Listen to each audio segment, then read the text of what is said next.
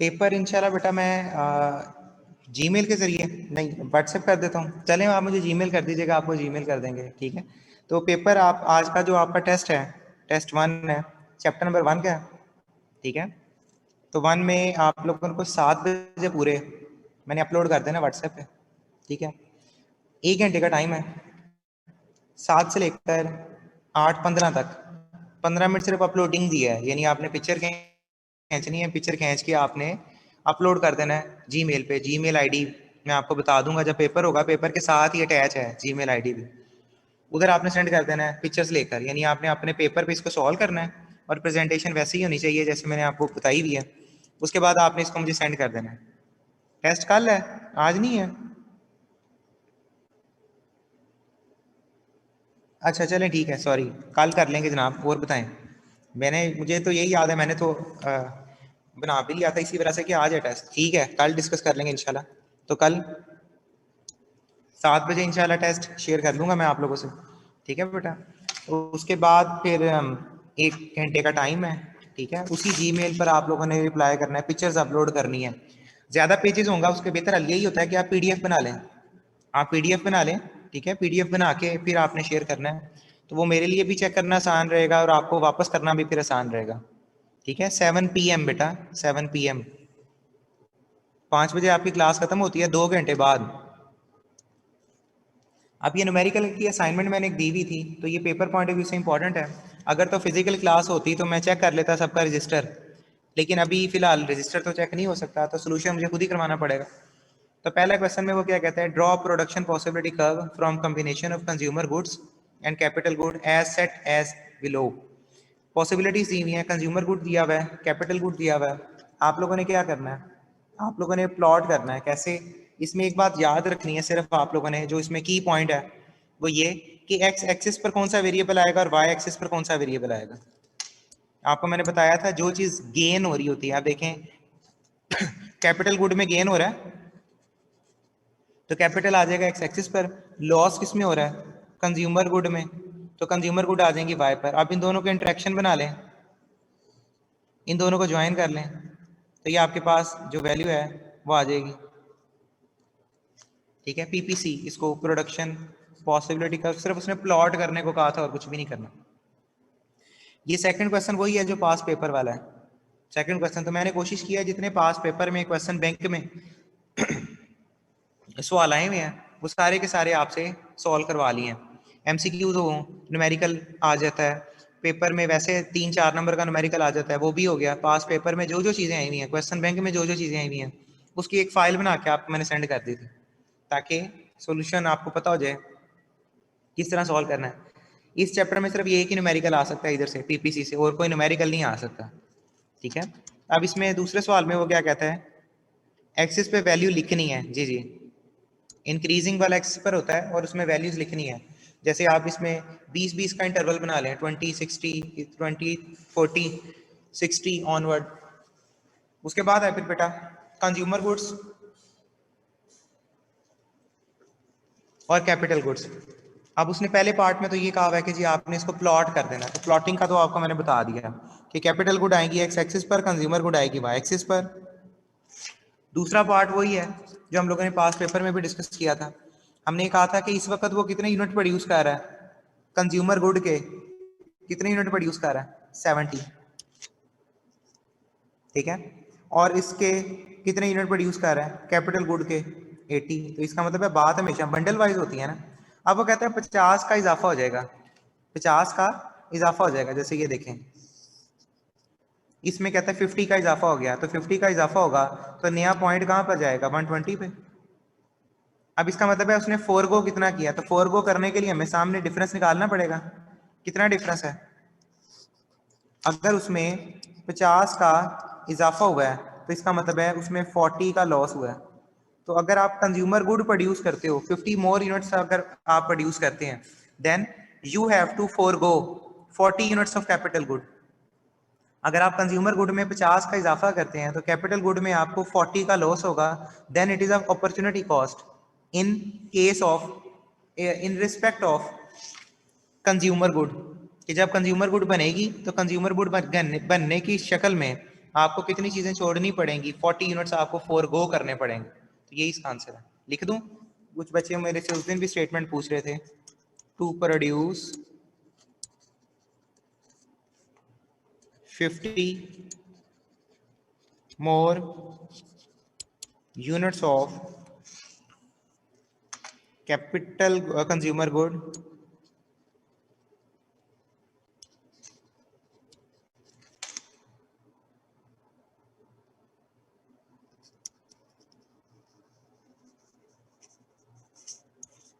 economy has to forego 40 units of capital goods।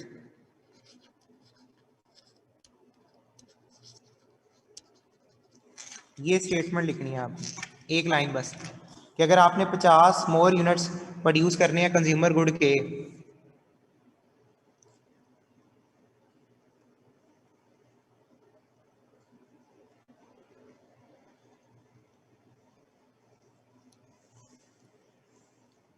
Adil Aslam बेटा आप discuss कर लेना, बीच में मंसूर साहब का नंबर भी है, उनसे एक दफ़ा ना कंसल्ट कर लेना, वो आपको गाइड कर देंगे। जो आपकी क्यूरी है ना आदिल असलम, वो आप मंसूर साहब से डिस्कस कर लेना, वो आपको उसको सही कर देंगे, जो भी मामला होंगे वो देख लेंगे।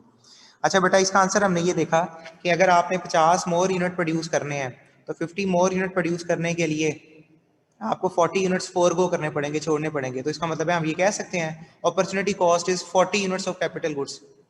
जो इसकी अपॉर्चुनिटी कॉस्ट है, या तो ये लिख दें या ये लाइन लिख दें, opportunity cost is 40 units of capital goods. दोनों में से जो मर्जी बात लिख दें, बात एक ही है। दोनों में से जो मर्जी स्टोरी लिख दें, बात एक ही। अच्छा, उसके बाद आ जाते हैं क्वेश्चन नंबर 3 पे। क्वेश्चन नंबर 3 में वो क्या कहता है, with the same amount of resources, आपके पास अमाउंट के रिसोर्सेज जो है वो सेम है। A country can produce 25 ton of chicken और 50 टन ऑफ व्हीट। ये चीज आप लोगों ने क्यूएम में पढ़ी होगी। ये मैं रेस करने लगा ऊपर वाला, अगर किसी ने स्क्रीनशॉट करना है तो कर ले, फिर मैं इसको रेस करना है, ठीक है। अब मैं इसको यहाँ पर एक्सप्लेन करता हूँ कि बेसिकली हम क्या कहना क्या चाह रहे हैं।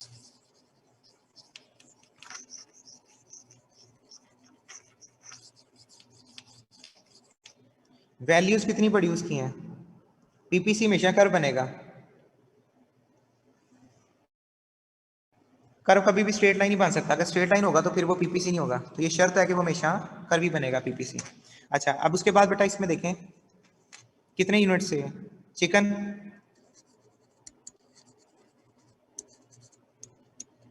और इसके साथ है व्हीट। चिकन के कितने यूनिट्स बना रहा वो, 25, और व्हीट के 50। अगर हम इसको 1 यूनिट में कन्वर्ट करें तो इसको समराइज कर लें, ये कितना होगा, 1:2। अब मेरी बात ध्यान से सुननी है, मेरी बात आपने ध्यान से सुनी है, क्योंकि ये सवाल अगर समझ आ गया ना, अगले 5 सवाल आपके ऐसे ही हो जाएंगे। एक चिकन प्रोड्यूस करे तो उसके बदले में उसको 2 टन वीट छोड़नी पड़ती है।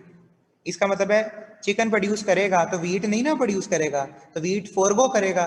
तो हम क्या कहेंगे, to produce 1 additional unit of chicken he has to forgo, उसको छोड़ना पड़ेगा 2 टन ऑफ वीट, वीट के 2 यूनिट उसको छोड़ने पड़ेंगे। ये किसके बारे से हमने बात की है, अपॉर्चुनिटी कॉस्ट अगर निकालनी है, जिसकी अपॉर्चुनिटी कॉस्ट निकालनी होती है ना उसको 1 लिख लेते हैं, जिसकी अपॉर्चुनिटी कॉस्ट निकालनी होती है उसको 1 लिख लेते हैं। उसने सवाल में चिकन की अपॉर्चुनिटी कॉस्ट नहीं पूछी, उसने सवाल में किसकी अपॉर्चुनिटी कॉस्ट पूछी है, 1 टन ऑफ वीट। वीट के हिसाब से अब जिसकी अपॉर्चुनिटी कॉस्ट आपने निकालनी है ना उसको 1 कर लें।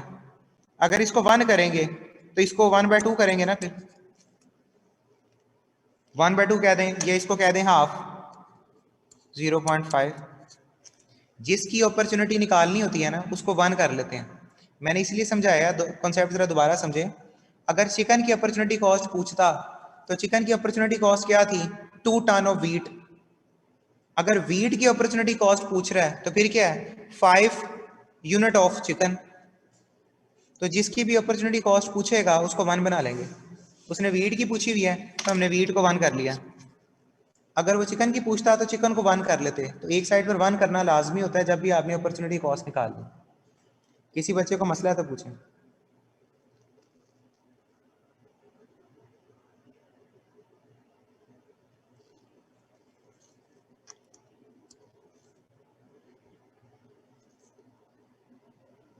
नेक्स्ट इस तरफ आ जाते हैं, दूसरी साइड पर सॉल्व करते हैं।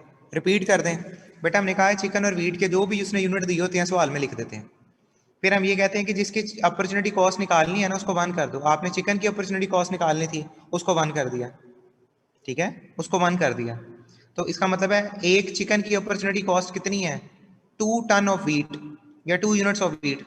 इसी तरह अगर आपने वीट की अपॉर्चुनिटी कॉस्ट निकालनी है तो फिर वीट को 1 करोगे ना, तो फिर क्या लिखोगे, 1 यूनिट ऑफ वीट। अगर आपने प्रोड्यूस करना है तो क्या नहीं करना, हाफ यूनिट ऑफ चिकन। तो फिर हमने 0.5 यूनिट ऑफ चिकन नहीं प्रोड्यूस करने। तो जिसकी भी अपॉर्चुनिटी कॉस्ट निकालनी है उसको 1 कर दें। ये चीज अगले सवाल में मजीद ज्यादा क्लियर हो जाएगी आपकी। We have to forgo half chicken off, यहाँ पे देखें 4 क्वेश्चन में देखें, वो कहता है 2 किस्म की कंट्रीज हैं। Country A can produce 10 ton of wheat और 20 टन ऑफ राइस। यहाँ पर हम लिख लें ये कंट्री ए है, ये कंट्री बी है।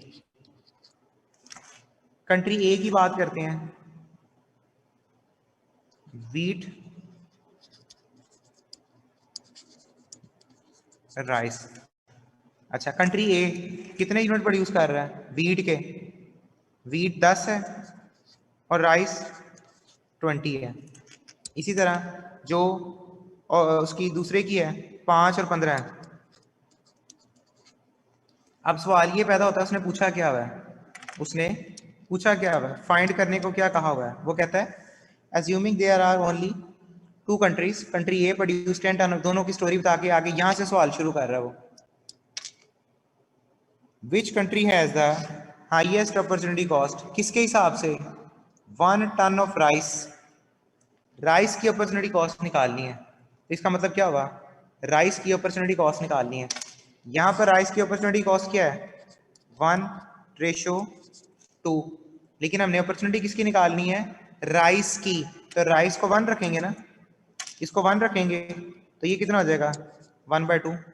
1/2 का आपको पहले ही पता है वो कितना होता है, 0.5। अच्छा, इसी तरह अगर हम इधर अपॉर्चुनिटी कॉस्ट निकालें, इसकी वैल्यू कम हो गई, कितनी बन जाएगी, 1:3 बन जाएगी ना। अब हमने राइस की अपॉर्चुनिटी कॉस्ट निकालनी है तो इसको 1 करना पड़ेगा और इसको 1/3 करना पड़ेगा। अब इसको करेंगे तो कितना आता है, 1/3 करें तो कितना आता है, 0.33 आता है।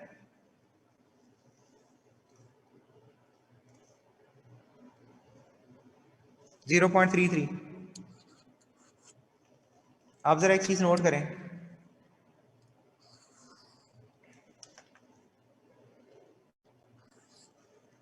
एक के बदले 33 यूनिट्स फोरगो करने पड़े हैं, छोड़ने पड़े हैं, और इधर एक के बदले 50 यूनिट्स फोरगो करने पड़े हैं। तो इसका मतलब है किसकी अपॉर्चुनिटी कॉस्ट जो है वो हाईएस्ट है, ज्यादा है। किसकी अपॉर्चुनिटी कॉस्ट ज्यादा है, राइस के मुकाबले में। राइस के मुकाबले में किसकी अपॉर्चुनिटी कॉस्ट ज्यादा है, हाईएस्ट अपॉर्चुनिटी है ए की, कंट्री ए की, क्योंकि उसको ज्यादा फोरगो करना पड़ता है ना, तो उसको ज्यादा फोरगो करना पड़ रहा है। यही तो उसने पूछा था, हाईएस्ट अपॉर्चुनिटी कॉस्ट। तो कंट्री ए की जो अपॉर्चुनिटी कॉस्ट है वो हाईएस्ट है।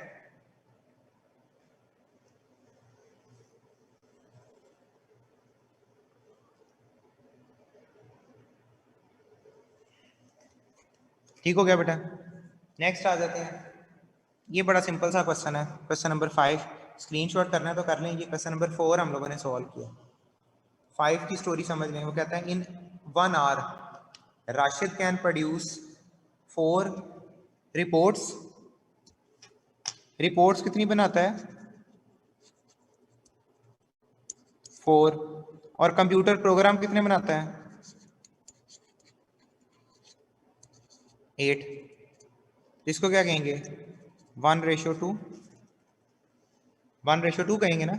अगर तो वो रिपोर्ट की अपॉर्चुनिटी कॉस्ट पूछता, अगर वो रिपोर्ट की अपॉर्चुनिटी कॉस्ट पूछता तो फिर क्या था कि एक रिपोर्ट के बदले में वो 2 कंप्यूटर प्रोग्राम फोरगो कर रहा है। लेकिन वो अगर कंप्यूटर प्रोग्राम की अपॉर्चुनिटी कॉस्ट पूछेगा तो फिर क्या होगा, एक कंप्यूटर प्रोग्राम के बदले उसको हाफ रिपोर्ट्स फोरगो करनी पड़ेंगी। तो इस शक्ल में आंसर 2 था पहले केस में, दूसरे केस में आंसर 0.5 था, लेकिन उसने दोनों का नहीं पूछा, उसने सिर्फ ये पूछा हुआ है डिफाइन अपॉर्चुनिटी कॉस्ट। अगर उसने सादी सादी अपॉर्चुनिटी कॉस्ट पूछी है तो किसी को 1 बनाने की जरूरत नहीं है, किसी को 1 बनाने की जरूरत नहीं है, आप सीधी सीधी यही आंसर बताएंगे 4:8, या मैक्सिमम अगर बताना है तो ये कर सकते हैं 1:2। बस किसके बदले में क्या छोड़ना पड़ रहा है ये नहीं बता सकते, उसने पूछा ही नहीं। अगर वो कहता है रिपोर्ट की बताओ तो रिपोर्ट को 1 कर लेते, दूसरे का आंसर निकाल लेते। अगर कंप्यूटर प्रोग्राम की कहता तो उसको 1 कर देते, दूसरे का आंसर लिख देते। लेकिन उसने किसी का भी नहीं कहा, उसने सिर्फ ये कहा कि भाई अपॉर्चुनिटी कॉस्ट बताओ बस, तो हमने अपॉर्चुनिटी कॉस्ट बताई है बस।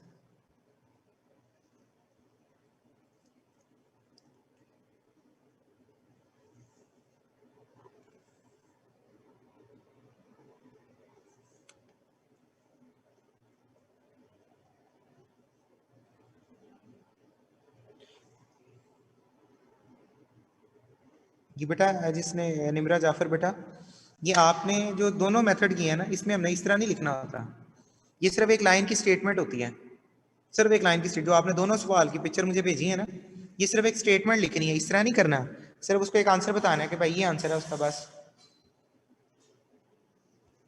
स्टेटमेंट लिखनी होती है, या रेशो में बता दें बस।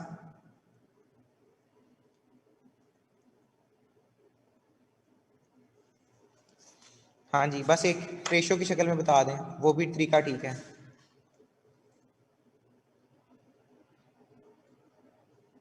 हाँ जी ठीक है बेटा, बिलाल उमर ठीक लिखा है। न्यूमेरिकल 4 से 5 नंबर का आएगा अगर आया तो रेशो फॉर्म में लिख देना। और ये आमतौर पर एमसीक्यूज आते हैं, ये आमतौर पर एमसीक्यूज आते हैं बेटा, काफी बच्चों ने नहीं किए थे इसलिए करवा रहा हूँ। ये देख लें पहले वाले सवालों का स्क्रीनशॉट अगर किसी ने नहीं किया, ये तीनों का इकट्ठा है, ये तीनों क्वेश्चन का इकट्ठा स्क्रीनशॉट है, 3rd का, 4 का, 5th का।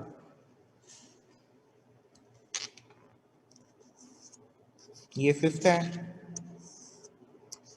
ये 3rd है,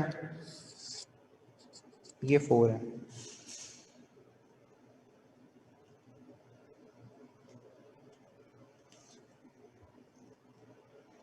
ठीक हो गया बेटा, नेक्स्ट देखते हैं क्वेश्चन नंबर 5 में उसने क्या पूछा हुआ है, इन 1 आवर, सॉरी 5 नहीं 6, द कॉफी हट नियर स्कैंस कैंपस, स्कैंस के करीब एक कॉफी शॉप है, वो कहता है कि जी उसमें जो कॉफी का कप है वो 250 का है और जो टी कप है वो 100 का है, एक कप।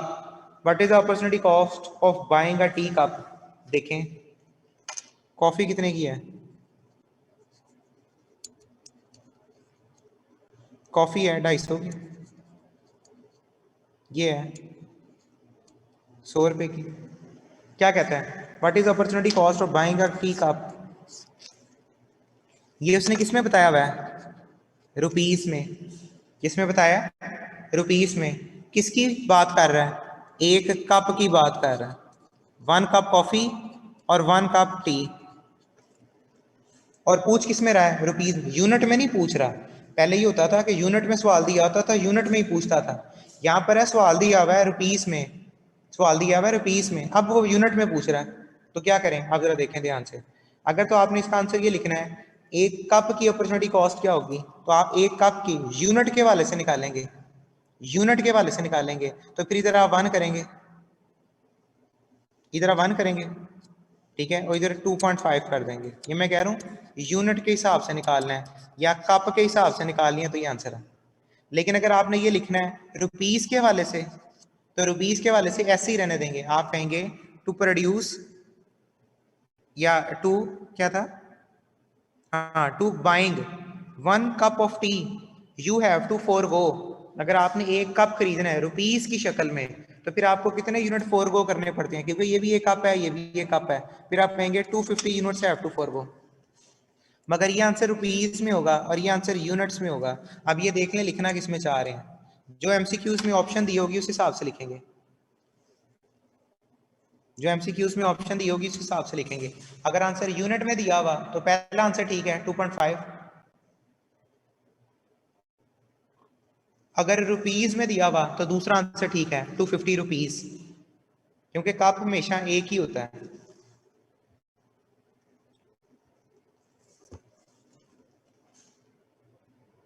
हाँ जी ठीक है बेटा, महक ठीक है बेटा, एक और बच्चे ने भेजा है बिलाल, ठीक है। 250 अगर लिखना है ना तो फिर उसके साथ रुपीज लिखो, 250 अगर लिखना है तो फिर उसके साथ रुपीज लिखो। हाँ जी रुपीज है बेटा। वन कामरान 150 तो उस वक्त होता ना अगर हम इसको रुपीज में कंपेयर करते, ठीक है। रुपीज एक कप 100 रुपए का है और दूसरा कप 250 रुपए का है, तो पूरे के पूरी अपॉर्चुनिटी हुई ना एक कप के लिए। तो इसलिए तो मैं कह रहा हूँ ये एमसीक्यूज में देख लेना ऑप्शन में क्या लिखा हुआ है। अगर तो एमसीक्यूज में ऑप्शन में रुपीज के हिसाब से हुआ तो 250 आंसर है, अगर एमसीक्यूज में ऑप्शन क्वांटिटी के हिसाब से हुआ, यूनिट के हिसाब से हुआ तो 2.5 कप है। हाँ जी 250 रुपये को 4 को करना होगा।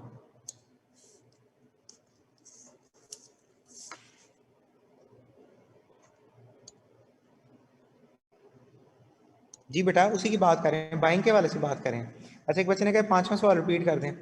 बेटा उसने कहा था 1 घंटे में एक राशिद 4 रिपोर्ट बना सकता है और 8 कंप्यूटर प्रोग्राम बना सकता है, तो इसकी अपॉर्चुनिटी कॉस्ट क्या होगी? तो बस हमने वैसे ही लिख दिया 1:2, ठीक है। अपॉर्चुनिटी कॉस्ट रेशो में होती है। अगर वो ये कहता रिपोर्ट की अपॉर्चुनिटी कॉस्ट बताओ या कंप्यूटर प्रोग्राम की अपॉर्चुनिटी कॉस्ट बताओ तो फिर उसकी जगह 1 करके दूसरे को निकालते, लेकिन यहाँ पर कोई उसने ऐसा वर्ड यूज नहीं किया, उसने कहा सीधी सीधी अपॉर्चुनिटी कॉस्ट निकालें बस। ठीक हो गया बेटा।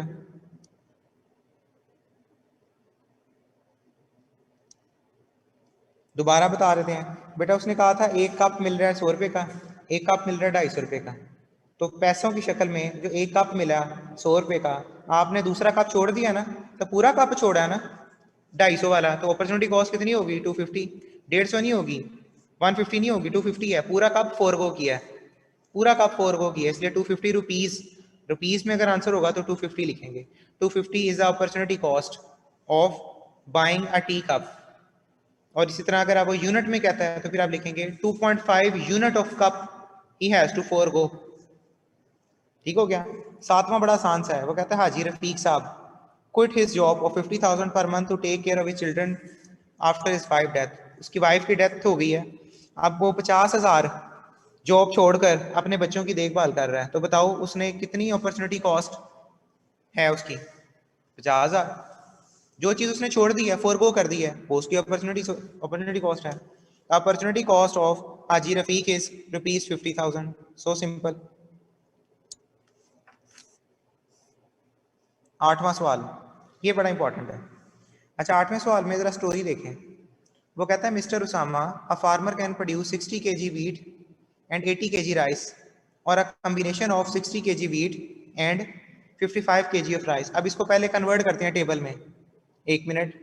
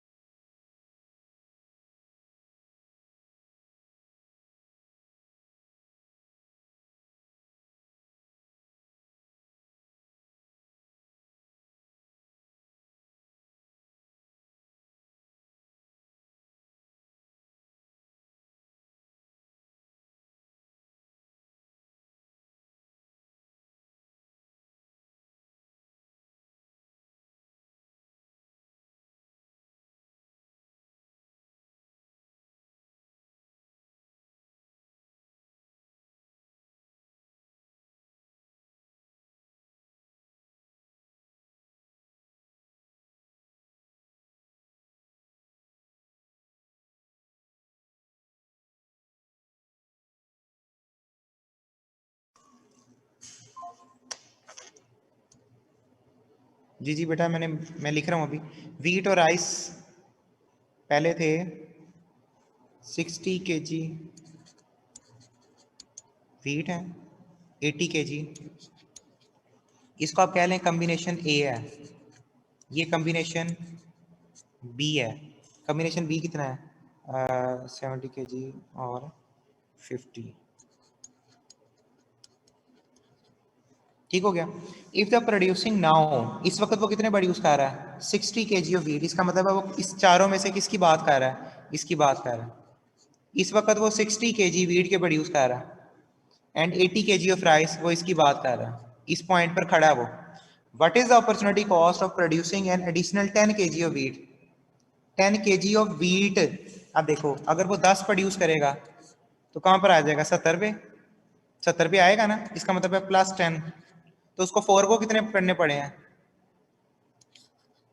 4 को कितने करने पड़े हैं?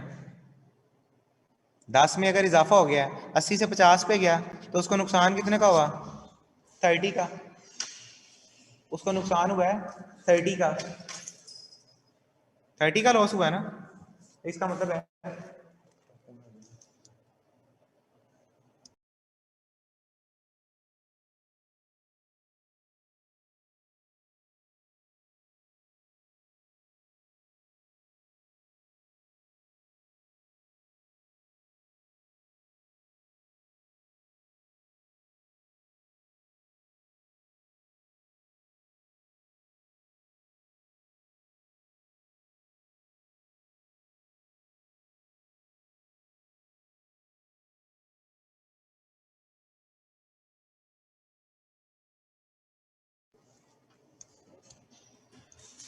25।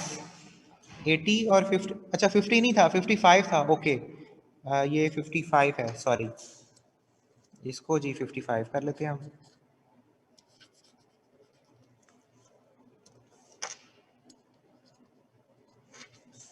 तो ये हो जाएगा 25। He has to forgo 25 units of rice. ये कौन सा सवाल किया मैंने? 8वां, 8th, क्योंकि बच्चे स्क्रीनशॉट कर रहे हैं। अच्छा, ये बेसिकली ना अगला सवाल है, ये अगला सवाल है और इसका नंबर यहाँ पर नहीं है, ये यहाँ पर नंबर होना चाहिए था, क्वेश्चन नंबर 9। वो बस टेबल के बाद नंबर लगा हुआ है, हालांकि टेबल से पहले होना चाहिए। आप जरा स्टोरी पढ़ें। वो कहता है कितने फैंस हैं? 1000 फैंस हैं। पेट्रोल भी उसने 1000 में दिया हुआ है। अब वो क्या कहता है? कहता है फर्स्ट यूनिट उसका प्रोड्यूस किया 0 है। ये सारे हजार हजार के हैं, इसका मतलब है 1000, 2000, 3000, 60,000, 50,000, 30,000। तो ये हजार की, 1000 की वैल्यू है। अच्छा, अब आगे चलते हैं। Suppose the economy is currently producing 2000 fans. 2000 तो कहीं पे भी नहीं है, कहाँ है 2000? किसकी बात वो कर रहा है? इसकी। बेसिकली ये सारा डाटा 1000 में था, हजार में था, तो इस वजह से हमने लिखा नहीं है। ऊपर लिखा हुआ है 1000। अगर लिखना चाहो तो ये लिख सकते हो, ये 2000 है, ये 30,000 है। इस वक्त वो कह रहा है यहाँ पर है, प्रोड्यूस कर रहा है। What is the opportunity cost of producing additional 20,000 gallons of petrol? Additional 20,000 gallon. Additional 20,000 का मतलब क्या है? अगर मजीद वो 20,000 प्रोड्यूस करे, तो मजीद प्रोड्यूस करेगा तो कहां पर जाएगा? इधर से इधर आएगा। ये इजाफा हो गया ना 20,000 का। तो लॉस कितने का हुआ? 1,000 का। तो यहां पर हम क्या लिखेंगे? To produce 20,000 gallon of petrol, he has to forgo 1,000 of fan, 1,000 units of fan. कि अगर उसने 20,000 का इजाफा करना है पेट्रोल की कंजम्पशन में, तो फिर वो उसको फोरगो करना पड़ेगा। कितना? 1,000। एक नहीं लिखना, क्योंकि डाटा 1000 में है। 1,000 यूनिट्स ऑफ फैन। ठीक हो गया बेटा? हाँ, ये भी कह सकते हैं 50K gallons of oil is 1K fans. ठीक हो गया बेटा? उसके बाद आ जाते हैं नेक्स्ट। ये अच्छा, मुझे इधर ही रिप्लाई करें, व्हाट्सएप पे फिलहाल अभी ना करें, अभी मुझे इधर ही रिप्लाई कर दें, ये जो चैट बॉक्स ओपन हुआ हुआ है। ठीक है। 10वां सवाल, using the table given below, find opportunity cost per unit of increasing layer from 0 to 5। Basically ये 0 to 5 नहीं था, ये मिस प्रिंटिंग है, 0 to 3 है। 0 to 3, यानी अगर वो 3 घंटे बच्चा यशी करता है, पढ़ता नहीं है आप लोगों की तरह, तो कितने नंबर उसके लॉस हो जाएंगे, खो देगा वो, 10 नंबरों का लॉस हो जाएगा। तो यहाँ पर हमने लिखना है 10 मार्क्स, अपॉर्चुनिटी कॉस्ट कितनी है, 10 मार्क्स। अगला तो बहुत ही आसान है, if the price of capital good is 200, capital goods कितनी है, 200, और कहता है कंज्यूमर गुड्स कितनी है, 50। क्या कह रहा है, पहले इसको छोटा कर लें, ये आ जाएगा 1 और ये आ जाएगा 4, ठीक है। 200 को 50 पे डिवाइड कर दें।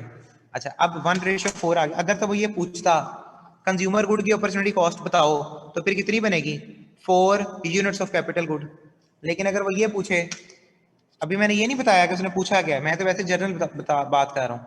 अगर वो कहता है कैपिटल की अपॉर्चुनिटी कॉस्ट बताओ, तो ये फिर कितनी होगी, 1/4, 0.25। अब सवाल पढ़ते हैं, उसने पूछी कौन सी दिया, the opportunity cost of capital good. Capital good की अपॉर्चुनिटी कॉस्ट पूछ रहा है, तो उसको 1 बना लेंगे, इसका मतलब है उसने ये पूछा हुआ है अगर 1 यूनिट कैपिटल गुड प्रोड्यूस करे, he has to forgo 0.25 units of कितना, कंज्यूमर गुड्स। ठीक हो गया बेटा, याद रहेगी बात। यहाँ तक कोई क्वेश्चन है तो पूछ लें, किसी चीज़ की नहीं समझ लगी तो बता दें। व्हाट्सएप पे ना मैसेज करें, इधर ही मैसेज कर दें बेटा। 1/4, हाँ जी ठीक है, कुछ बच्चों ने बिल्कुल कर दिया, ठीक बताया। तो अब बेटा इसी तरह के सारे सवाल हैं। 12वां सवाल देख लें, 12 क्वेश्चन क्या है, वो कहता है कॉम्बिनेशन ए दिए बना, अब तो ये तो खैर टेबल ही बनाया दिया हुआ। कहता है कॉम्बिनेशन ए में वीट इतनी है और राइस इतने हैं, वीट कॉम्बिनेशन बी में इतनी है, इसमें क्या कहता है, what is marginal opportunity cost. याद है मार्जिनल अपॉर्चुनिटी कॉस्ट का फॉर्मूला क्या था, MRPT, loss over gain. Loss कितने का हो रहा है, लॉस कितने का हो रहा है, देखें 20,000 से 10,000 पर गया ना वो, 20 से 10 पे गया वो, तो इसका मतलब है लॉस कितने का हुआ उसको, 10,000 का।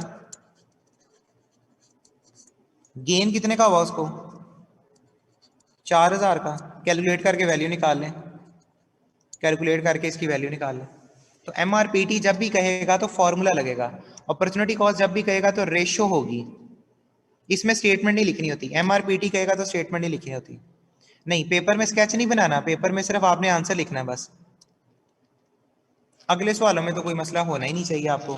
वो कहते हैं MRPT निकाल दें, तो आप देखते जाएं कितना लॉस हुआ कितना बेनिफिट हुआ, कितना लॉस हुआ कितना बेनिफिट हुआ। तो इस तरह करते करते आप यहाँ पर एक कॉलम बनाएंगे, MRPT लॉस ओवर गेन या delta Y over delta X, एक ही बात है, ठीक है। इस तरीके से आप सॉल्व करें।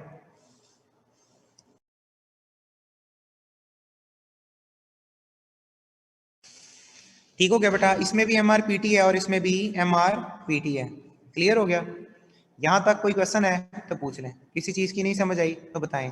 एक दफ़ा इस सारे को ओवरव्यू करें, एक दफ़ा इस सारे को ओवरव्यू करें। मैं उतनी देर में आपको ना एक ओवर असाइनमेंट डाउनलोड करता हूँ, 5 मिनट लगेंगे सिर्फ, परेशान नहीं हो जाना। 5 मिनट में मैं एक ओवर असाइनमेंट डाउनलोड कर रहा हूँ, मैंने वो भी करवानी है अभी आपको, बस 1 मिनट वेट कर लें।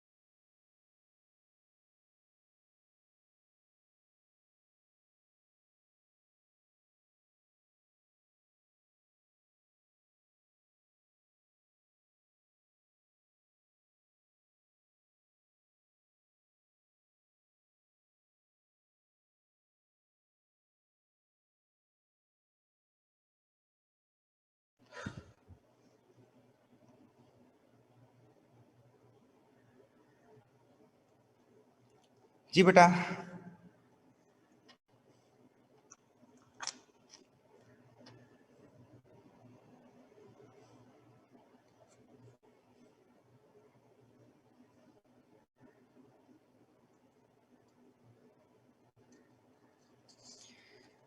यार थोड़ी सी एक इमरजेंसी हो गई थी, माजरत उसके लिए।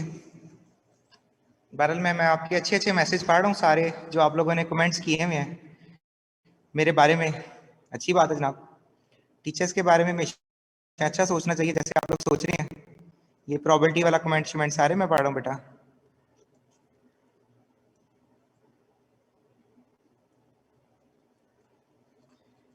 चलें बहरहाल, माजरत मैं यही कर सकता हूँ आपसे कि थोड़ी सी इमरजेंसी हो गई थी, मुझे थोड़ा जाना पड़ गया, तो अदरवाइज बाहर मैं निकला हूँ तो वो खैर डिस्कस करते हैं बेटा इसको आगे। एक असाइनमेंट थी, एक असाइनमेंट देने लगा हूँ, ठीक है। उस असाइनमेंट के रिस्पेक्टिव आप लोगों ने मुझे उसका सोल्यूशन सेंड करना है, उसका मुझे सोल्यूशन आप लोगों ने सेंड करना है। अब नहीं दे रहा क्योंकि मेरी कोशिश थी कि वो क्लास में करवाऊंगा, लेकिन वो बहरहाल मुझे फिर ज़रा एक इमरजेंसी जाना पड़ गया था। तो अब वो असाइनमेंट आपको सेंड कर रहा हूँ मैं क्लास के बाद। आपने कल क्लास से पहले मुझे सबमिट करवा देनी है, कल क्लास से पहले आप लोगों ने मुझे सबमिट करवा देनी है। अब हम फिर आगे डिस्कस कर लेते हैं, बजाय कि फिर असाइनमेंट वाला मेरी कोशिश थी कि वो क्लास में ही डिस्कस हो जाती, लेकिन वो आप खुद सॉल्व करके एमसीक्यूज हैं, ठीक है, वो एमसीक्यूज आप लोगों ने सॉल्व करके मुझे वापस सेंड करने हैं, सिर्फ आंसर्स। फर्स्ट का ए है, बी का 2 का सी है, क्योंकि वो जो 15 क्वेश्चंस हैं, मेरी जो एक कोशिश है वो इस तरीके से है कि आपको 3 तरीकों से चीज़ों को मैनेज करवाऊं। पहले नंबर पे एक आपका जो सब्जेक्टिव पेपर है वो ओके होना चाहिए। अब सब्जेक्टिव के लिए मैंने 2 काम किए हैं। पहले नंबर पे एक मैंने स्टडी टेक्स्ट से आपको सारी चीज़ें करवाई हैं। दूसरे नंबर पे हम लोगों ने पास्ट पेपर्स कर लिए हैं सारे, कैसे कैसे करना है, ये सब्जेक्टिव के लिए था। फिर एक आता है ऑब्जेक्टिव के लिए, ठीक है, 15 इसमें जो है वो एमसीक्यूज होते हैं, ठीक हो गया। सब्जेक्टिव हो गया, 15 इसके जो है वो ऑब्जेक्टिव हो गए। तीसरे नंबर पे, तीसरे नंबर पे जो हम डिस्कस करते हैं, ऑब्जेक्टिव है 15 नंबर का। उसके बाद फिर डायग्राम, एक पेपर में डायग्राम आती है और उस डायग्राम में वो कहता है कि जी आपने इसको एक्सप्लेन करना है। डायग्राम में वो कहता है आपने इसको एक्सप्लेन करना है कि जो भी डायग्राम मेंशन की हुई है इसके पॉइंट्स बता दें। जैसे वो एक पेपर में आपने पीपीसी वाली डायग्राम पढ़ी थी, तो इसमें वो एक ही डायग्राम है जो पीपीसी वाले डायग्राम है, उसको एक्सप्लेन करने का क्या कह सकता है। चौथे नंबर पे इसके आ जाते हैं न्यूमेरिकल्स। टोटल पेपर में 4 चीजें आती हैं, subjective, objective, diagram, numerical. Subjective की हम लोगों ने प्रिपरेशन कर ली है, डायग्राम की हम लोगों ने प्रिपरेशन कर ली है। डायग्राम एक्स वाई क्या होता है, इसीलिए मैंने टेबल भी बनवाया था। न्यूमेरिकल भी मैंने करवाए, न्यूमेरिकल की भी प्रैक्टिस कर ली है। अब पीछे एक चीज रह गई है, ऑब्जेक्टिव्स। ऑब्जेक्टिव्स के लिए मैंने आपको एक असाइनमेंट देनी है, ठीक है। वो जितने सारे ऑब्जेक्टिव्स हैं वो सारे इकट्ठे मिला दिए, मैंने एक फाइल बना दी है। उस फाइल के अकॉर्डिंगली आप लोगों ने ऑब्जेक्टिव अगर सॉल्व कर लिए, इसका मतलब है पहला चैप्टर आपका कंप्लीट है। ये सारा जो सिनेरियो हम कर रहे हैं ये किसके लिहाज से कर रहे हैं, चैप्टर 1 के लिहाज से। इसी तरह फिर चैप्टर 2 में होगा, फिर चैप्टर 3 में होगा। इसका मतलब ये है कि आपने कोई चीज़ ऐसी छोड़नी नहीं है जो चैप्टर 1 में पूछी जा सकती है, जो कि चैप्टर 1 में पूछी जा सकती है, कोई ऐसी चीज़ आपकी नहीं होनी चाहिए। ठीक हो गया, वो मैं बेटा भी आपको सेंड कर रहा हूँ, व्हाट्सएप पे सेंड कर दूंगा, ठीक है। नहीं वो आपने मुझे चले हाँ ये भी ठीक है, वो अभी आप जीमेल कर दीजिएगा। जो मैं आपको असाइनमेंट सेंड कर रहा हूँ उसका जो सोल्यूशन है, उसका जो सोल्यूशन है वो भी आप मुझे जीमेल पे सेंड कर दीजिएगा, ठीक है। अब हम फिर नेक्स्ट डिस्कस करते हैं, इसका है पॉइंट नंबर 20 जी। सेकंड चैप्टर के वाले से बात करने लगे हैं बेटा। फिर माइक्रो इकोनॉमिक्स क्या होती है। अब उसमें सबसे पहले है माइक्रो इकोनॉमिक्स की definition. Microeconomics is the branch of economics that studies the decisions of individual household and firms microeconomic also studies the way in which, ये वही डेफिनेशन है माइक्रो इकोनॉमिक्स की जो हम लोगों ने मेंशन की हुई थी, जो हम लोगों ने डिस्कस की हुई थी। ठीक हो गया। उसके बाद है वांट और नीड। वांट क्या होती है और नीड क्या होती है? वांट क्या होती है और नीड क्या होती है, उसके हवाले से हम लोगों ने एक्सप्लेन करना है। ठीक हो गया। अब उसको जरा देखते हैं कैसे हम लोगों ने डिस्कस करना है।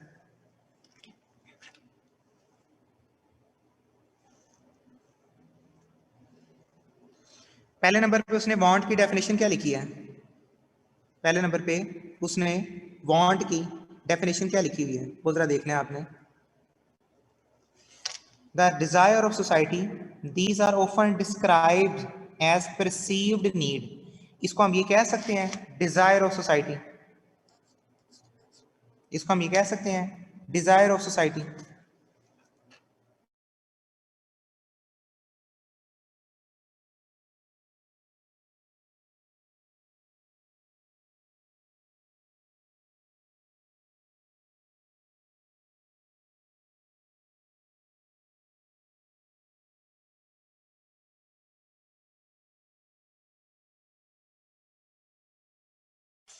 एक मिनट बेटा, ये कनेक्टिविटी का इशू तो नहीं हुआ? स्क्रीन सारे स्टूडेंट्स को शो हो रही है बेटा?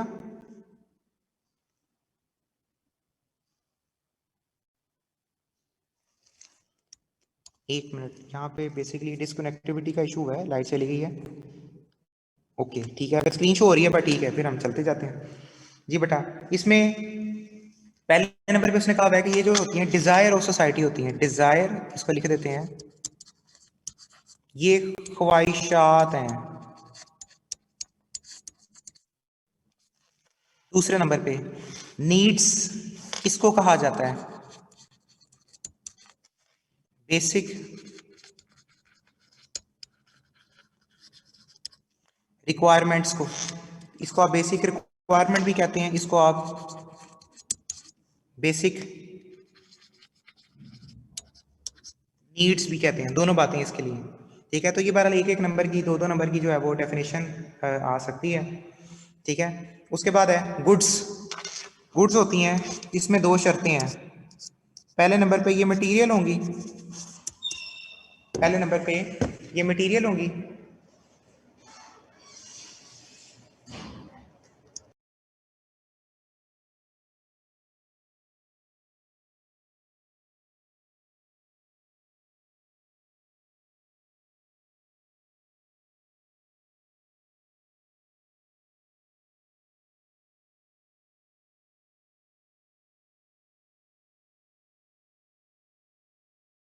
अब इसमें एक तो शर्त ये है कि ये मटेरियल होना चाहिए, दूसरी शर्त ये है, लाइट ऑफ कर दो।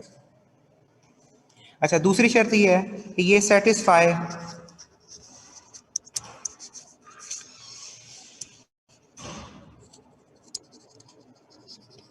Human wants. अगर ये दोनों शर्तें पूरी होती हैं तो हम कहेंगे कि ये गुड्स हैं। ये बहरहाल पेपर में लॉन्ग क्वेश्चन तो नहीं आता, ये अगर मैक्सिमम भी आया तो ये 1 से 2 नंबर का जो सवाल है वो आ सकता है। ठीक है, वांट क्या होती हैं, नीड्स क्या होती हैं और गुड्स क्या होती हैं? मटेरियल होती हैं और ये ह्यूमन वांट्स को जो है वो सेटिस्फाई करती हैं। ठीक हो गया बेटा? अच्छा,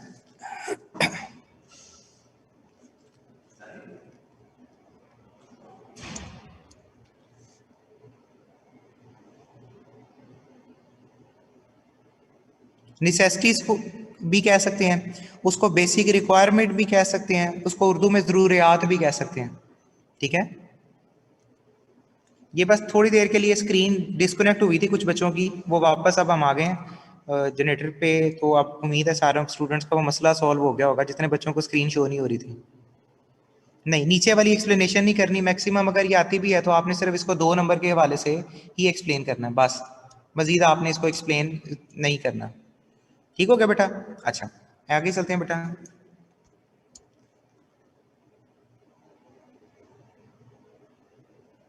हाँ, एक ये चीज़ बड़ी इंपॉर्टेंट है, ये चीज़ बड़ी इंपॉर्टेंट है बेटा। ये हर बंदे के नज़दीक, हर शख्स के नज़दीक जो नीड्स होती हैं वो डिफरेंट होती हैं। हर बंदे के नज़दीक जो नीड्स होती हैं वो डिफरेंट होती हैं। मेरे नज़दीक नीड डिफरेंट है, किसी दूसरे शख्स के नज़दीक जो नीड है वो डिफरेंट है। तो इसका मतलब है नीड का फ़र्क होता है, नीड का फ़र्क होता है। ठीक है। तो नीड की बात करें, बेसिक रिक्वायरमेंट के वाले से जो है वो हम डिस्कस करें, तो उसको हम कहते हैं कि ये बेसिक नीड का डिफरेंस है, बेसिक नीड का प्रॉब्लम है।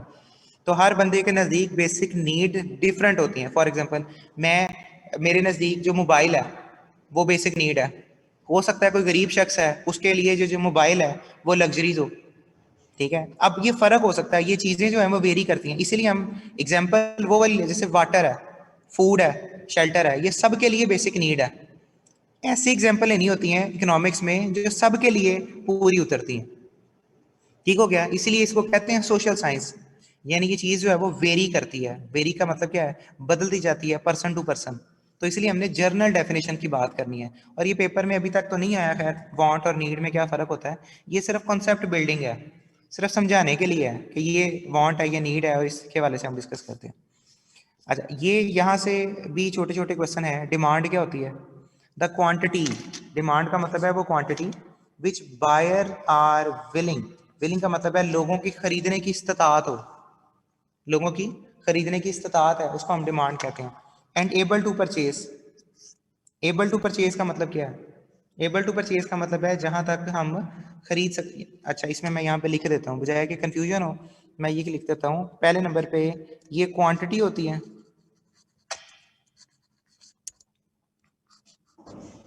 ये क्वांटिटी होती है। बायर जो है वो विलिंग है,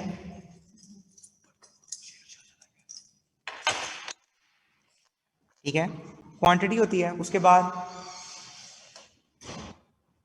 एबल टू परचेज,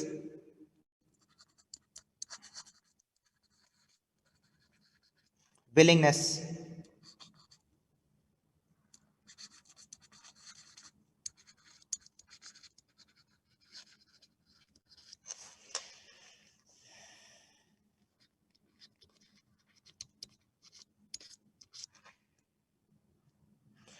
इसका मतलब है जो भी चीज डिजायर की जा रही है वो डिमांड नहीं है।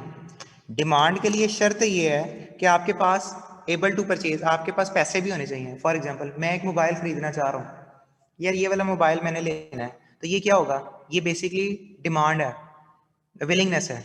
लेकिन विलिंगनेस डिमांड उस वक्त बनेगी जब हम ये कहेंगे कि जी मेरे पास खरीदने की ताकत भी है, मेरे पास इतने पैसे भी हैं, मैं एबल हूँ परचेज करने के, तो फिर ये कहेंगे डिमांड। अगर खाली विलिंगनेस की बात करेंगे, खाली डिजायर की बात करेंगे, तो वो फिर उसमें आ जाएगी जो अभी हमने ऊपर डिस्कस की है, नीड में या वांट में आ जाएगी। वांट डिजायर को कहते हैं। तो इसका मतलब है वांट में और डिमांड में क्या फर्क होता है कि डिजायर हो मगर डिजायर के साथ आपके पास परचेजिंग पावर भी हो, डिजायर हो मगर डिजायर के साथ जो है वो परचेजिंग पावर भी हो, तो इसको हम कहते हैं वो डिमांड है। क्लियर होगी बात, याद रहेगी बात। उसके बाद आ जाते हैं टाइप्स ऑफ गुड, ये क्या होती है। Types of good on the basis of consumption, types of good on the basis of consumption. पहले नंबर पर है कि ये मेरिट गुड होती हैं, ये मेरिट गुड होती हैं। दूसरे नंबर पे ये डिमेरिट गुड्स होती हैं। मेरिट गुड्स क्या होती हैं, डिमेरिट गुड्स क्या होती हैं, ठीक है। मेरिट गुड क्या होती हैं पहले ये समझ लें। मेरिट गुड में दो बातें आपको समझाने लगा हूं, उसको जरा ध्यान से समझना है। मेरिट गुड्स क्रिएट पॉजिटिव, इसको मैं हाईलाइट करता हूं, positive externality, positive externality. Positive externality का मतलब क्या होता है, फ्यूचर में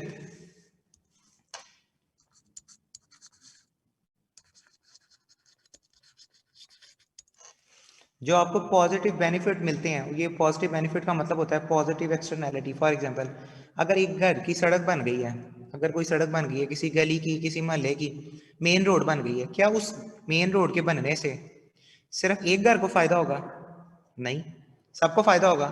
इसको कहते हैं ये पॉजिटिव एक्सटर्नैलिटी है। अच्छा, क्या रोड बनाने में आपका कोई किरदार था, अगर आपका कोई किरदार होता तो आप उसमें कोई पार्टी ना होती, यानी आप सेलर होते या बायर होते, ना तो बायर हो ना कोई सेलर हो, लेकिन आप पर इफेक्ट हो रहा है उसका, और वो इफेक्ट पॉजिटिव हो रहा है, तो इसको हम कहेंगे पॉजिटिव बेनिफिट।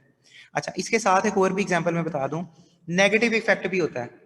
नेगेटिव इफेक्ट कौन सा होता है, जैसे एक बंदा कोई सिगरेट पी रहा है, उसके धुएं से कोई दूसरा बंदा मुतासर हो रहा है, तो ये नेगेटिव एक्सटर्नैलिटी है, ये नेगेटिव एक्सटर्नैलिटी है। तो ये एक पॉजिटिव है और एक नेगेटिव है। तो नेगेटिव एक्सटर्नैलिटी क्या होती है उसके हवाले से हम डिस्कस करते हैं कि नेगेटिव एक्सटर्नैलिटी में हम कहते हैं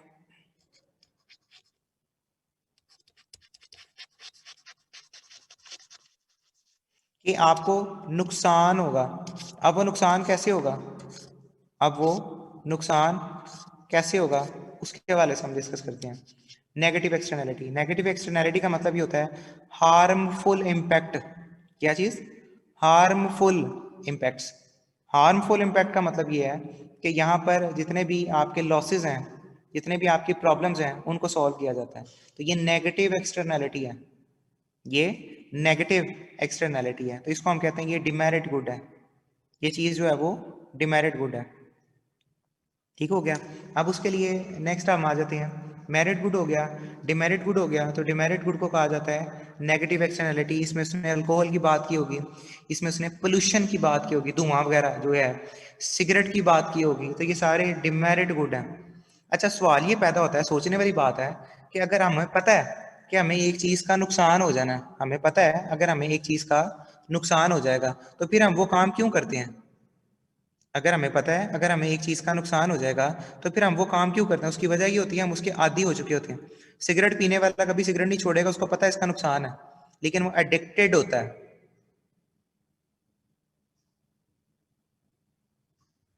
हाँ, एक बच्चे ने पूछा है कामरान कि अगर आप कोई चीज परचेज करते हो लेकिन वो आपकी एक्सपेक्टेशन पे पूरा नहीं उतरती, तो बेटा गुड तो है ना वो, डिमांड तो है। डजंट मैटर, डिमांड की ये शर्त नहीं है कि वो आपकी एक्सपेक्टेशन पर पूरा उतरे। डिमांड का मतलब है बाइंग एंड सेलिंग, बस। हाँ, ये भी शॉर्ट क्वेश्चन है, यानी वो टाइप्स में पूछेगा। टाइप्स में 3 नंबर का पूछ सकता है, 4 होती हैं वैसे, आगे आगे भी है, मैं बताता हूँ। मेरिट गुड क्या होती है, demerit. Define types of good on the basis of consumption. ये कंजम्पशन के लिहाज से इसकी जो बेसिस है उसको एक्सप्लेन कर दें। ठीक हो गया।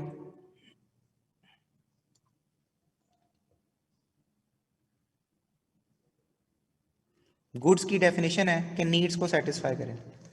हाँ जी, तो ये गुड की शर्त होनी चाहिए, गुड्स की शर्त होनी चाहिए कि नीड्स को सेटिस्फाई करें।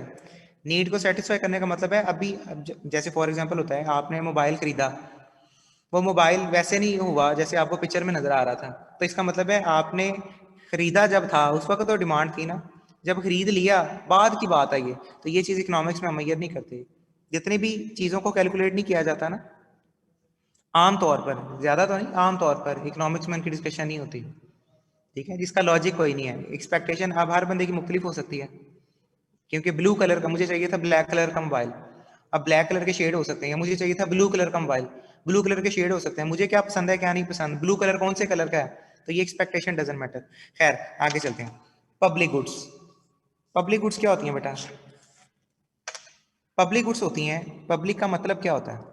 पब्लिक का मतलब क्या होता है? पब्लिक का मतलब ये होता है जितनी चीजें गवर्नमेंट की तरफ से अवेलेबल हैं, जैसे स्ट्रीट लाइट्स, पब्लिक पार्क्स, ये सारी चीजें पब्लिक गुड हैं। स्ट्रीट लाइट हो गए, पब्लिक पार्क्स हो गए, हर चीज ये पब्लिक गुड है। तो ये जितनी भी चीजें होंगी ये सारी कौन सी हैं? बस इसमें 2 बातें याद रखनी है, non rival, non excludable. Non rival और नॉन एक्सक्लूडेबल। इसका मतलब है जिस चीज के आपने पैसे दिए होते हैं ना, जिस चीज के आपने पैसे दिए होते हैं, कोई दूसरा उस चीज के पैसे नहीं दे सकता। जैसे मैंने मोबाइल पैसे दे के लिया, मैंने मोबाइल जो है वो पैसे दे के खरीदा। अब ये जो मोबाइल है, ये जो मैं पैसे दे के खरीद रहा हूँ, इसका मतलब क्या हुआ? जो मैं मोबाइल पैसे दे के खरीद रहा हूँ, इसका मतलब क्या हुआ? इसका मतलब ये हुआ कि यहाँ पर जो है पैसे हैं, उसके हवाले से हम डिस्कस करने लगे हैं कि जो मैं पैसे दे के इसकी चीज़ खरीद रहा हूँ, वो चीज़ कोई और बंदा नहीं खरीद सकता। मैंने मोबाइल खरीदा, अब वो मोबाइल कोई और बंदा नहीं खरीद सकता। हाँ, उस तरह का जरूर खरीद लेगा, सेम वही मोबाइल नहीं खरीद सकता। तो इसको हम कहते हैं ये पब्लिक गुड है। उसके बाद है नॉन एक्सक्लूडेबिलिटी। नॉन एक्सक्लूडेबिलिटी का मतलब क्या होता है? नॉन एक्सक्लूडेबिलिटी का मतलब ये होता है कि यहाँ पर जो एक बंदा चीज़ इस्तेमाल कर रहा है, जैसे मैं मोबाइल इस्तेमाल कर रहा हूँ, सेम मोबाइल को दूसरा बंदा नहीं इस्तेमाल कर सकता। दूसरे नंबर पर है एक्सक्लूडेबल नहीं हो सकता, वो एक्सक्लूडेबल नहीं हो सकता, इसको हम नॉन एक्सक्लूडेबिलिटी कहते हैं। ठीक हो गया बेटा। प्राइवेट गुडिया तो आपको पता है, जिसका हर जाती मलकियत जिसकी भी होती है कोई भी चीज़ की, उसको हम कहते हैं वो प्राइवेट गुड है। जिस चीज़ का कोई जाती मालिक है, जाती मलकियत में है, उसको हम कहते हैं वो रोड। हाँ, ये बच्चे ने फरमान ने ठीक है, roads, street lights, public parks, ये पब्लिक गुड है। आपका मोबाइल, लैपटॉप, ठीक है, ये सारी चीज़ें प्राइवेट गुड है। ठीक हो गया बेटा। अच्छा, एक्सक्लूडेबिलिटी दोबारा बता दें। एक्सक्लूडेबिलिटी का मतलब ये होता है बेटा, एक्सक्लूडेबिलिटी का मतलब ये होता है कि जितने भी आप चीज़ें इस्तेमाल कर रहे हैं, सेम चीज़ कोई दूसरा बंदा इस्तेमाल नहीं कर सकता। जैसे मैंने कोई एक जगह से जिंगर परचेज किया, कोई बर्गर परचेज किया, सेम बर्गर वो बंदा नहीं खा सकता।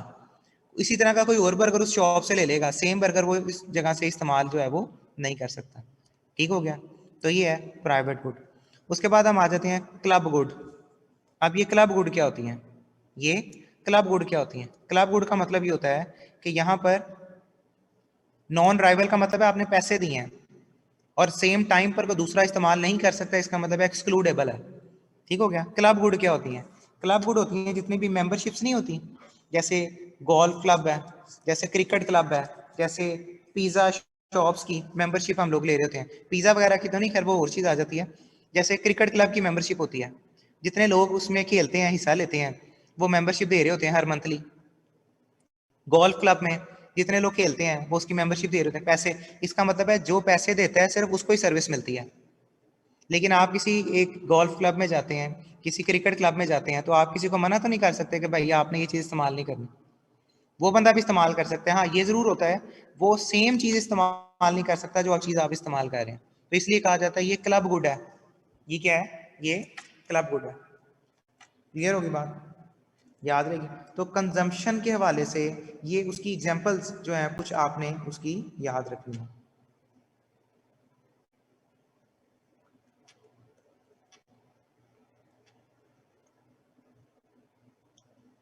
ठीक हो गया बेटा? क्लियर है यहाँ तक? कोई मसला है तो पूछ लें। किसी चीज़ की नहीं समझ आई तो बताएं।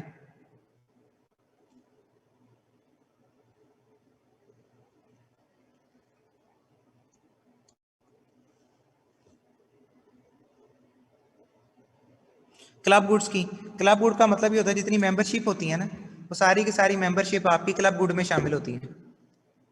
ठीक है? जितने लोग पार्टिसिपेट करते हैं सिर्फ उनको फायदा मिलता है, बाकी लोगों को फायदा नहीं। जैसे स्विमिंग पूल की क्लबशिप होती है, जितने बंदों ने पार्टिसिपेट किया। हाँ, जैसे आप क्लास ले रहे हैं, तो क्लास ले रहे हैं, जितने लोग ले रहे हैं वो क्लब गुड में आता है। ठीक है? जितनों ने पेमेंट किया है, जितनों ने पेमेंट नहीं की वो क्लब गुड में नहीं आएगा। ठीक हो गया बेटा? अच्छा, उसके बाद है types of good on the basis of income. आमदनी के लिहाज से कितनी किस्में हैं? Normal good, normal good. अभी ये चीज छोड़ दें कि ये क्या लिखा हुआ है, यहाँ तक बस करना है आपने, पहली लाइन। ठीक है? इनकम इलास्टिसिटी क्या होती है? ये इलास्टिसिटी अभी हमने डिस्कस नहीं की, वो भी बाद में डिस्कस करेंगे कि इनकम इलास्टिसिटी, प्राइस इलास्टिसिटी और ये सारी चीजें जो है वो क्या होती हैं। ठीक हो गया? तो सबसे पहले नंबर पर है नॉर्मल गुड क्या होती है, इन्फीरियर गुड क्या होती है, तो उसके वाले से हमने इसमें डिस्कस करना है। गुड है, उसके बाद है सुपीरियर गुड है। ठीक हो गया? तो इन्फीरियर गुड के हवाले से भी हम डिस्कस करने लगे हैं कि इन्फीरियर गुड अब क्या होती है, घटिया अशिया, जिसको हमने पीपीसी में भी देखा था। तो नॉर्मल गुड कौन सी होती हैं? नॉर्मल गुड का मतलब ये है कि जहां पर चीज़ों को इस्तेमाल किया जाए आम तौर पर जिनकी डिमांड का प्राइस के साथ नेगेटिव रिलेशन होता है। क्या मतलब? अगर कोई चीज़ सस्ती हो जाएगी तो हम उसको ज़्यादा खरीदेंगे, तो ये नॉर्मल गुड है। लेकिन कुछ ऐसी चीज़ें होती हैं जो सस्ती होने के बावजूद भी ज़्यादा नहीं खरीदी जाती, इसको हम कहते हैं इन्फीरियर गुड है। जैसे सेकंड हैंड प्रोडक्ट्स हैं, सेकंड हैंड प्रोडक्ट्स, उनकी कीमत अगर कम हो भी जाए लेकिन वो चूंकि घटिया अशिया होती हैं, इन्फीरियर होती हैं, इसलिए उसकी कीमत कम होने के बावजूद भी हम उसको परचेज नहीं कर रहे होते। तो ये दो चीज़ें हैं, नॉर्मल गुड और इन्फीरियर गुड। ठीक हो गया? अच्छा, अगर एक चीज़ इन्फीरियर है ना तो दूसरी चीज़ सुपीरियर होगी। अगर एक चीज़ इन्फीरियर है तो दूसरी चीज़ जो है वो सुपीरियर होगी।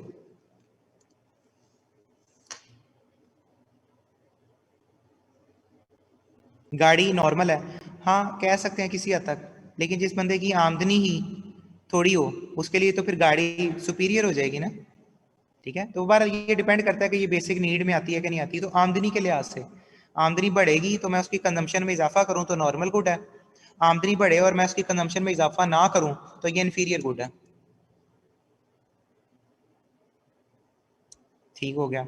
अच्छा, इन्फीरियर और नॉर्मल का जो कंपैरिजन होता है वो हमेशा इन्फीरियर का सुपीरियर के साथ होता है, सुपीरियर का इन्फीरियर के साथ होता है। आसान अल्फाज में सुपीरियर की डेफिनेशन कोई नहीं होती।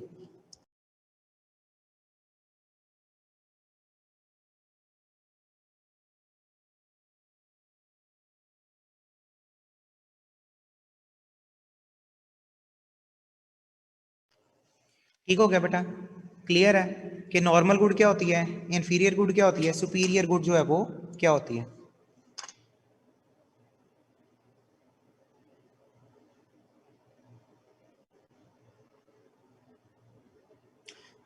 हाँ नहीं ये तो खैर बेसिक नीड में आ जाएगा, कह सकते हैं, कह सकते हैं बिलाल उमर, आप कह सकते हैं, ठीक है डेफिनेशन। अच्छा बेटा, दो चीज़ें हो गई हैं, types of good on the basis of consumption and on the basis of income. ये डिस्कस करने लगे हैं इंडिविजुअल डिमांड और मार्केट डिमांड में क्या फ़र्क है। इंडिविजुअल डिमांड में और मार्केट डिमांड में क्या फ़र्क है, बस ये आखिरी टॉपिक है। उसके बाद नेक्स्ट फिर कल से दूसरा डिस्कस करेंगे। छोटे छोटे टॉपिक हैं, बस वो पढ़े हैं। कल प्योर हमने पूरा डिमांड और सप्लाई वाला इंशाल्लाह कंप्लीट करना है। तो इंडिविजुअल डिमांड और मार्केट डिमांड में क्या फ़र्क होता है। इंडिविजुअल डिमांड होती है एक चीज़ की डिमांड, जैसे किसी बॉल पॉइंट की है, किसी मार्कर की है, किसी कार की है, किसी हाउस की है, ठीक है, उसके वाले से हम डिस्कस करते हैं। मार्क करवा दें, कहाँ तक लिखना है। अच्छा बेटा मैं करवाता हूँ। मार्केट डिमांड का मतलब होता है एग्रीगेट डिमांड, मार्केट डिमांड का मतलब होता है एग्रीगेट डिमांड, ठीक हो गया। इंडिविजुअल डिमांड है और वो मार्केट डिमांड है। यहाँ तक कोई क्वेश्चन है तो पूछें, यहाँ तक कोई क्वेश्चन है तो पूछ लें। इंडिविजुअल डिमांड क्या होती है और मार्केट डिमांड क्या होती है। तो इंडिविजुअल डिमांड और मार्केट डिमांड के वाले से ये डिफरेंस है उसको।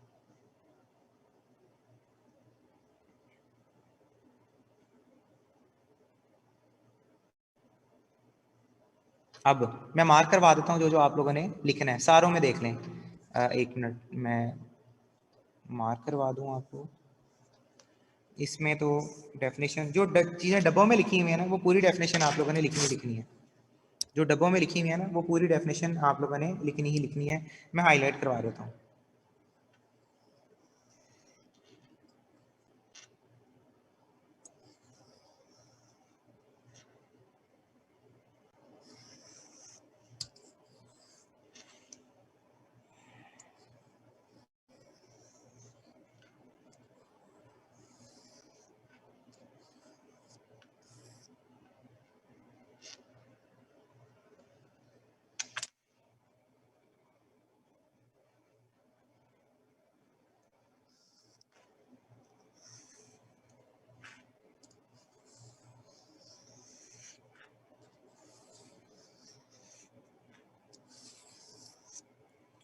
बेसिकली आप लोगों ने डेफिनेशन के बाद ना उसकी इसकी एग्जांपल कहाँ गई, इसकी बारे में मैं खुद लिख देता हूँ, बल्कि इसने लिखी हुई है अल्कोहल जी। अच्छा इसकी एग्जांपल भी लिख देते हैं। ये सिर्फ डेफिनेशन और एग्जांपल मैं हाईलाइट इसलिए कर रहा हूँ, सिर्फ डेफिनेशन और एग्जांपल। बाद में एक स्क्रीनशॉट लेना होगा तो ले लीजिएगा, पहले मैं एक बार हाईलाइट कर दूँ एक दफ़ा।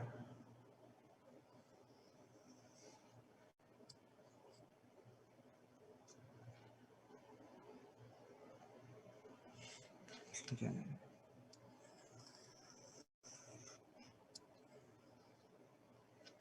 डिफरेंट वेज, क्लब गुड्स, ये सारी है, ये तीन लाइनें, ये तीनों की तीनों सारी हैं। ठीक है बेटा, तो सिर्फ डेफिनेशन है और इसकी एग्जांपल है। एक मिनट अब इसको मैं जूम आउट कर देता हूँ, किसी ने पिक्चर लेनी है तो देख ले, स्क्रीनशॉट करना है तो कर ले। उतनी देर मैं क्वेश्चन के आंसर कर दूं बच्चों के।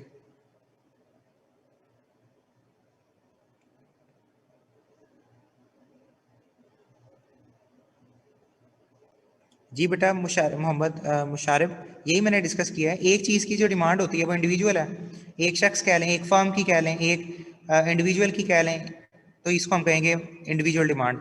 मार्केट डिमांड का मतलब होता है ओवरऑल एग्रीगेट डिमांड। जैसे सारी टेक्सटाइल इंडस्ट्री की जो डिमांड है वो एग्रीगेट डिमांड है, ठीक है, या ओवरऑल डिमांड जिसको हम कहते हैं। हाँ जी बेटा, ये 10-10 मसला भला क्या, लॉन्ग क्वेश्चन और शॉर्ट क्वेश्चन हम किसको कहते हैं। पहले होता था 10-10 नंबर के लॉन्ग आते थे, अब ये होता है कि जी 10 नंबर का लॉन्ग नहीं आता बल्कि 5 से 6 नंबर के वो पूछता है। तो 5 से 6 नंबर को आप शॉर्ट कह लें, लॉन्ग कह लें, बात अब आपकी मर्जी है। अब जो सवाल आते हैं 5-6, 4-5-6 नंबर के आते हैं, उतने में ये आ सकता है। देखें बेसिस ऑफ कंजम्पशन के हवाले से अगर वो टाइप पूछेगा तो 5 नंबर का सवाल नहीं आ सकता, 3 नंबर का आ सकता है ना।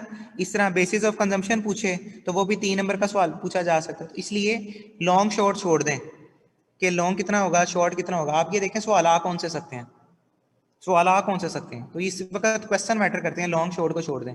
शॉर्ट अक्सर औकात में वर्ड यूज कर लेता हूँ, इसका मतलब है वो 1 नंबर का आएगा या 2 नंबर का आएगा, ये शॉर्ट है। 5-6 नंबर को हम लॉन्ग क्वेश्चन ही कह रहे होते हैं। नॉर्मल गुड होती हैं कि अगर आपकी आमदनी बढ़ेगी तो आप उसको ज्यादा खरीदोगे, ये नॉर्मल गुड है। अगर आपकी आमदनी बढ़ेगी तो आप उसको ज्यादा खरीदोगे, तो ये नॉर्मल गुड है। ठीक हो गया बेटा? इसके आगे फर्दर इंशाल्लाह कल से हम डिस्कस करेंगे। यहां तक क्यूरीज हैं तो पूछते जाएं। गिफन गुड, गिफन गुड अभी नहीं करनी फिलहाल, गिफन गुड फिलहाल छोड़ दें। अभी वो आगे जाएगी चैप्टर नंबर 3 में, तो फिर पढ़ेंगे। यहाँ पर तो उसकी डिटेल नहीं है, गिफन गुड की यहाँ पर डिटेल नहीं है।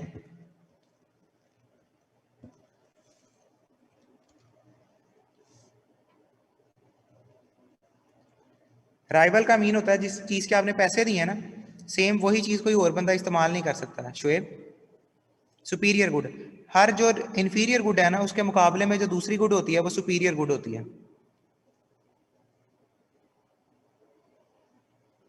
चलें एक बार ओवरव्यू कर लेते हैं। टेस्ट कल होना है 7 बजे बेटा, ठीक है? ओवरव्यू मैं करवा देता हूँ आज हम लोगों ने क्या क्या डिस्कस कर लिया। तो बेसिकली आज हम लोगों ने चैप्टर पहले न्यूमेरिकल किए हैं, और न्यूमेरिकल के बाद हम लोगों ने ये कंप्लीट किया।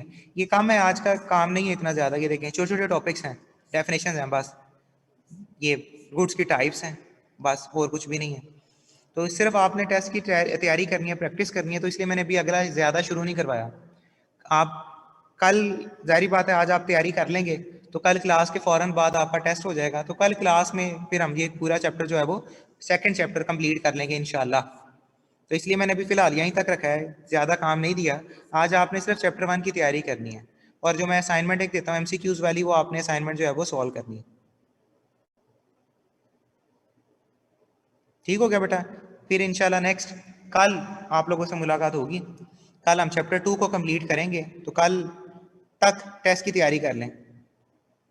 कल इंशाल्लाह चैप्टर 2 खत्म हो जाएगा, कल इंशाल्लाह चैप्टर 2 खत्म हो जाएगा। चैप्टर 3 बच जाएगा, वो फिर इंशाल्लाह उसके नेक्स्ट वर्किंग डे में करेंगे। जैसे जैसे चैप्टर खत्म करते जा रहे हैं, मेरी कोशिश है उसके पास पेपर भी करवा दूं, न्यूमेरिकल भी, डायग्राम, हर चीज़ उसकी करवा दूं, ताकि उसमें कोई चीज़ रह ना जाए। ठीक है बेटा? चलें, दुआओं में याद रखिएगा। कल तक के लिए फिर अल्लाह हाफिज़।